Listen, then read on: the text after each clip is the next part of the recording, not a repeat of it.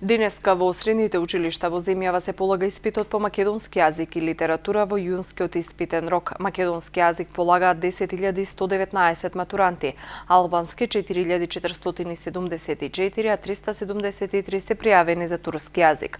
Прв пат годинава испитот по македонски јазик се полага по испитот по странски јазик кој беше спроведен минатата година. В понеделник е полагањето на третиот екстерен испит хемија, физика, биологија, историја, филозофија, естетика и бизнес. На 13 јуни ќе бидат тестирани матурантите кои избрале да полагаат математика, а пријавени се 1926. За државната матура годинава се пријавија 15.256 матуранти. Полагањето почна на 2 јуни со тестот по странски јазик. Најголем број пријавени беа за англиски.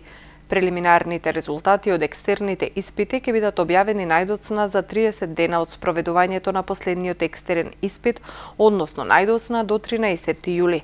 Оние кои нема да положат дел или сите испити од државната матура во јуни или од оправдани причини не полагале, ќе може да полагаат во августовскиот испитен рок.